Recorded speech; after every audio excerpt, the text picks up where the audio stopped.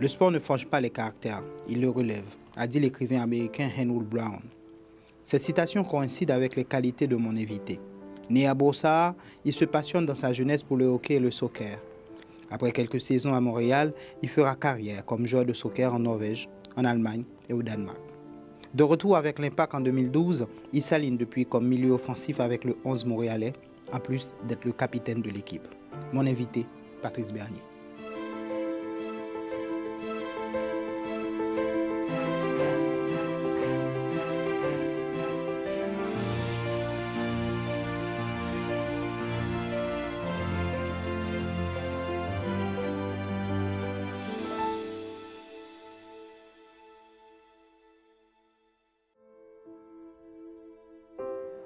Merci de nous accueillir sur votre lieu de travail. Où est-ce qu'on est aujourd'hui?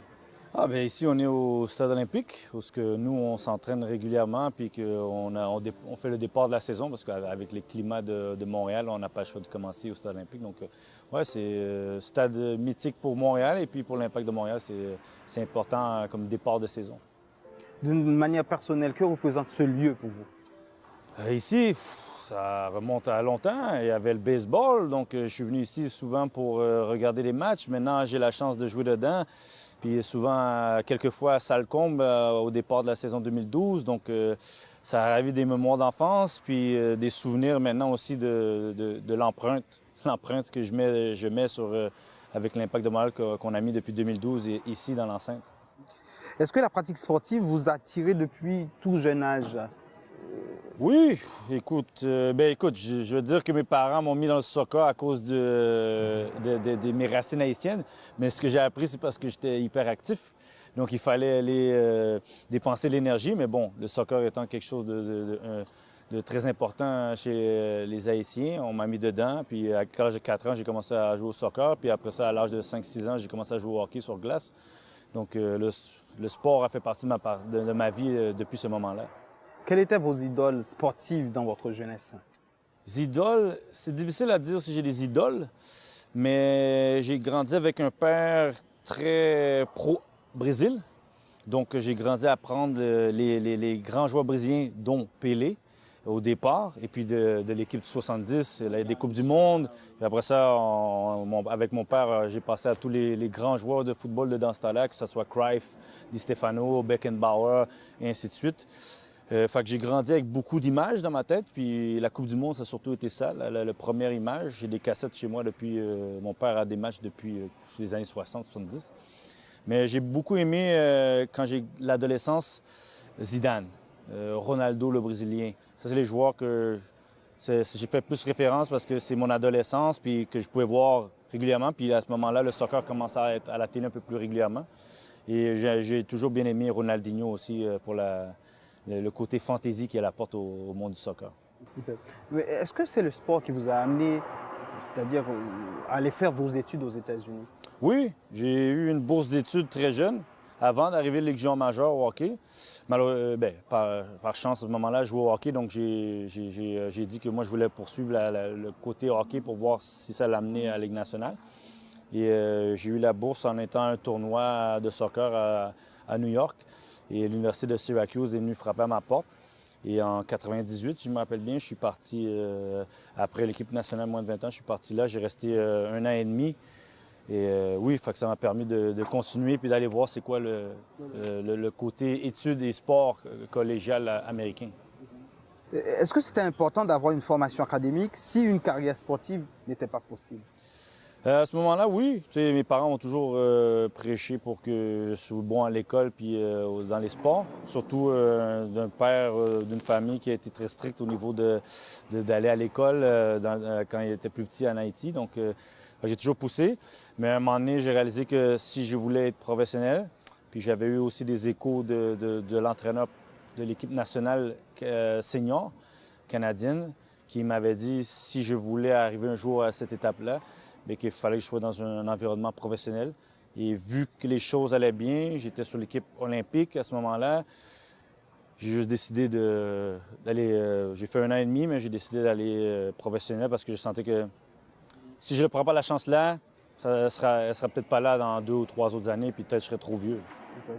Mais qu'avez-vous retenu de votre expérience ou de vos études à l'université aux Oh, j'ai États-Unis? adoré mon temps à l'université à Syracuse. C'est une très bonne école. Si je pourrais dire il y avait un petit regret, c'est peut-être d'avoir pas resté là plus longtemps. Parce que il y avait le système américain collégial a beaucoup à offrir au niveau de si jamais tu ne réussis pas professionnel. Par chance, pour moi, ça a été le cas.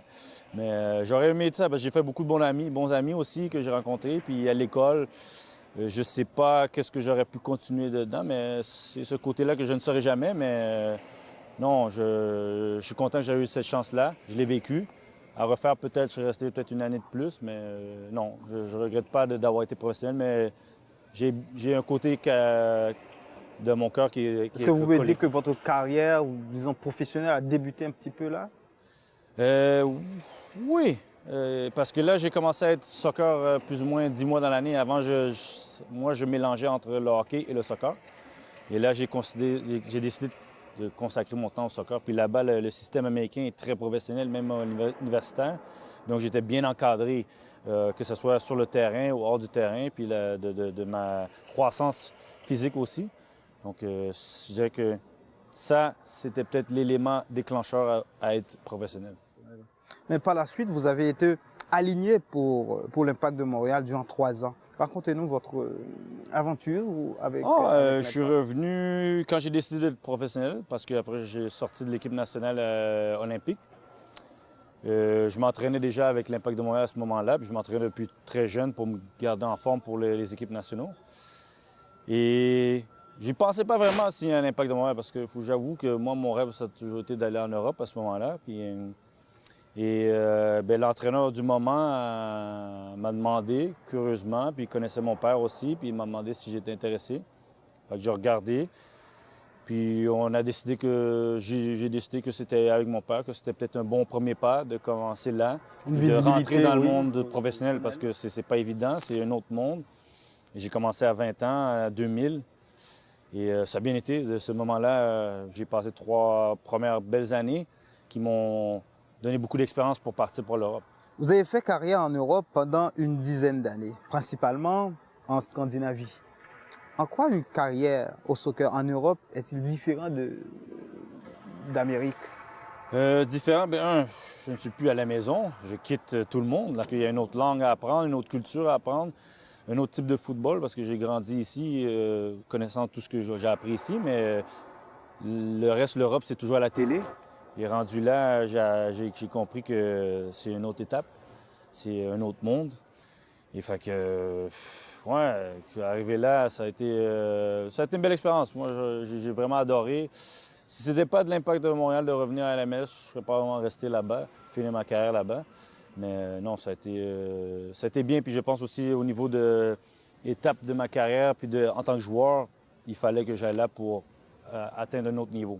Que vous a apporté vos années d'expérience en Europe? Vous l'avez dit, mais d'une certaine manière, par rapport au retour au Canada. J'ai grandi en tant que personne. Je suis parti là, j'avais 22, 23 ans. T'es par toi-même. J'avais toujours été ici, même si j'ai, depuis l'âge 14-15 ans, plus vraiment vécu à la maison. Je retournais tout le temps à la maison. Là, je ne retournais plus à la maison, ou je retournais à la maison pour 2 ou 3 semaines. Et au niveau de vécu d'expérience personnelle, j'ai grandi à vivre par moi-même, à apprendre d'autres langues, à apprendre une autre culture. Puis au niveau footballistique, c'est de maintenir le niveau que tu as. Parce que là, ici, à l'Impact de Montréal, quand je jouais avant, les saisons étaient très courtes. Je jouais pendant 4, 5, 6 mois, puis c'était fini pour 4, 5 mois. Il fallait que je trouve d'autres places pour aller jouer à l'intérieur de Montréal. Et là, tu joues sur une année complète, sur 10 mois, parce que tu dois jongler tes hauts, tes bas. Quand tu as des bas, tu n'as plus la famille. C'est coup de téléphone, mais c'est plus. Tu peux aller avec les amis pour sortir de cette bulle. Et les responsabilités, puis la pression, parce que maintenant que tu développes un nom aussi, où que tu dois performer, on s'attend à ce que tu fasses la différence. Donc, il y a tout ça à jouer. Fait que footballistiquement, puis grandir, j'ai eu la chance de jouer dans l'Europa League, de jouer contre des clubs comme Sporting Lisbonne, Galatasaray, RC Strasbourg. Il y a des choses que j'ai vécues que, juste comme j'ai dit avant, je voyais à la télé. J'aurais voulu avoir la Champions League, j'ai pas eu la chance, mais j'ai eu cette chance-là de jouer dans au moins l'Europa League. Donc, tu grandis, puis mon jeu a sûrement pris un cran parce que ça va plus vite, tu dois réagir exécuter plus rapidement. Puis même si les joueurs ne sont pas aussi athlétiques ici, je veux dire, là-bas, les joueurs au niveau techniquement et tactiquement sont très adroits, donc il faut que tu sois à ton meilleur tout le temps. Parallèlement, vous avez fait partie à plusieurs reprises de la sélection canadienne. Racontez-nous ces expériences, ces différents types d'expériences. Ah, mais comme je l'ai dit, très jeune, le coach de l'équipe senior m'avait dit si je devenais... il fallait que je sois dans l'environnement professionnel pour un jour être à l'équipe nationale. Et après mes 3 ans à l'équipe nationale, dès que je suis arrivé en Norvège, j'ai été convoqué une fois. Et à partir de là, mes débuts ont commencé. J'ai commencé contre la République tchèque, qui était 3e au monde à ce moment-là. On a pris une sévère raclée 5-1. Mais pour moi, là, je jouais contre Pavel Nedved, qui était Ballon d'Or, ou qui allait devenir Ballon d'Or à ce moment-là. Et tu te dis, quand tu recommences, tu repars de... J'ai grandi à Montréal, dans un milieu que le soccer professionnel, c'était pas très réputé, c'était plus semi-professionnel. Puis d'un jour, jouer sélection nationale contre une sélection réputée, contre un joueur très réputé, ça commence de même. Puis j'ai joué contre l'Irlande, puis après ça, j'ai maintenant 51, 52 sélections. J'ai la chance de faire participer à des qualifications de Coupe du Monde, malheureusement jamais à une Coupe du Monde. J'ai eu la chance de jouer contre le Brésil, contre l'Espagne, contre le Portugal. J'ai joué contre Cristiano Ronaldo, Deco, Xavi. À ce moment-là, Robinho. Puis le Brésil, bon, comme j'ai dit, mon père, ça revers là. Quand j'ai joué contre eux, j'ai le maillot à la maison. La sélection m'a apporté beaucoup parce qu'au niveau international de jouer, la rigueur, puis c'est un autre niveau aussi, mais aussi d'avoir certains rêves réalisés. Jouer contre le Brésil. De jeunesse, en plus. Oui, oui. Jouer contre le Brésil, tu te dis, bon, il faut que j'aille à une Coupe du Monde. Parce que le Brésil va à la Coupe du Monde régulièrement, puis le Canada, quasiment jamais. Puis là, j'ai eu la chance de jouer contre eux, donc sinon, la sélection, ça m'a bien. Malheureusement, j'aurais voulu mieux performer puis qu'on ait une chance à la Coupe du Monde parce que je pense qu'on avait une très belle génération qui maintenant n'est plus là. Mais non, ça m'a amené à connaître le haut niveau puis à connaître les autres équipes nationales, à jouer contre le haut niveau de ce qui se fait à l'entour du monde. Qu'est-ce qui vous a poussé à revenir à l'Impact en 2012, en 2011, bien entendu? Bien, écoute, quand il y avait tous ces échos que l'équipe allait devenir rentrer dans la MLS, devenir une des nouvelles franchises dans la MLS, à ce moment-là, j'avais 31-32 ans. Puis bon, c'est sûr, j'avais déjà un nom ici, le monde dans la communauté de soccer me connaissait. Je n'étais pas nécessairement libre de contrat, mais tu te dis, si jamais tu veux revenir à la maison, finir ta carrière, est-ce que je veux revenir à 35 ou 36 ans, ou est-ce que tu es plus ou moins sur tes dernières jambes, puis tu ne sais pas dans quelles conditions que tu vas vraiment être?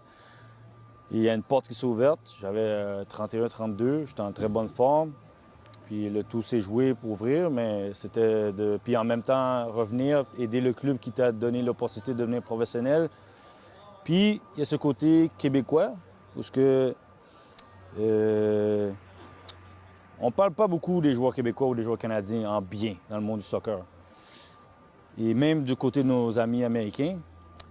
Et pour moi, puis d'autres Québécois à qui on a parlé à revenir, il y avait soi-disant ce côté-là de revenir puis de représenter ce côté-là, de montrer qu'on est capable de jouer à un haut niveau, ou le haut niveau d'ici, puis de contribuer. Donc, il y avait ce côté-là aussi. Donc, et puis, ça a bien été jusqu'à maintenant. Au moins, les 2 premières années ont été très bonnes. Oui, parce que je pense qu'en 2012, vous étiez devenu le meilleur joueur, je pense que... Oui, j'ai eu la chance d'avoir le joueur le plus utile de la saison de 2012. Et j'ai eu la chance d'aller au match des étoiles en 2013. Donc, des choses qui sont bien produites, qui ont le résultat de ce qui s'est produit sur le terrain. Mais oui, ça revient avec le côté de revenir puis de donner un... Puis en même temps, il y a ce côté familial. Parce que ma famille n'a pas vraiment eu la chance de me voir jouer en Europe. Mes parents venaient de temps en temps, mais les autres, les amis, le soccer n'était pas aussi vu à la télé que maintenant, surtout dans les ligues que je jouais. Fait que ça donnait une chance de démontrer le niveau que j'avais atteint à tous les fins de semaine. Qu'est-ce que le sport vous a apporté comme valeur humaine? Valeur, la discipline du travail, la rigueur du travail. Tu apprends que si tu ne viens pas bien préparer l'hygiène de vie, tu apprends par le professionnel les contrats. Tu as quelque chose de financier, comptabilité, de savoir qu'est-ce que tu vas signer, responsabilité de l'argent que maintenant tu fais. Puis des fois, en étant sportif, tu as tendance à faire plus d'argent que la personne moyenne. Donc, il faut que tu gères bien tes sous. Donc, il y a ce côté-là aussi. Et tu sais, j'ai grandi, je suis passé d'un jeune adulte à maintenant un adulte un peu plus vieux. Au point de vue du soccer, je suis très, très vieux, si on peut dire. Mais puis tu as l'humilité, parce que tu es là, tu travailles avec d'autres gens. Puis la rigueur, puis que je pourrais dire, c'est la volonté. La volonté de ce que tu fais, c'est de continuer. Puis même aussi l'adversité, détermination. Tu fais face aussi à toi-même. Parce que quand tu fais face à de l'adversité surtout, c'est facile d'aller mettre le blâme sur les autres, que c'est toujours les autres qui... Mais là, après ça, tu dois te regarder toi-même puis te dire si est-ce que j'ai tout donné. Est-ce que j'ai tout donné au point que j'ai pas d'argument à dire contre l'autre personne que moi, je suis fier et je me suis donné à fond. Si ça n'a pas fonctionné, bien, je sais qu'à la fin, j'ai rien à dire contre moi-même. Puis des fois, c'est difficile quand tu es un athlète parce que tu fais face à plein d'autres mondes, tu fais face à des choix des entraîneurs, des choix du club, les partisans. Puis tu as tendance des fois à laisser le blanc, à trouver des excuses. Donc il y a ce côté-là aussi de pouvoir se regarder puis de mener une certaine confiance. Est-ce que vous aimez ce que vous faites? Ouais. Ça, si je pouvais faire le football pour le reste de ma vie, je serais content. Peu importe, je vais sûrement le faire, que ce sera plus professionnel, ça va me manquer ce côté-là. Parce que je joue au football parce que j'aime ça. C'est ma passion. Depuis tout petit, j'en rêve. Puis comme je dis, je reviens à mon père. Ce qui m'a inculqué dans la tête, c'est le football. Un plaisir de regarder le football, de jouer avec mes amis au parc. Aujourd'hui, si mes amis m'appellent pour aller jouer, je ne me pose pas de questions. Je ne suis pas hautain au point de dire que je ne vais pas jouer avec mes amis parce qu'ils ne sont pas professionnels. Et puis même quand je vais arrêter de jouer, je continue à jouer. Il y a quelque chose dans moi qui... c'est pour ça que j'ai choisi aussi par rapport au hockey. Donc, il y a quelque chose dans moi qui... je ne peux pas le décrire. Le soccer m'amène...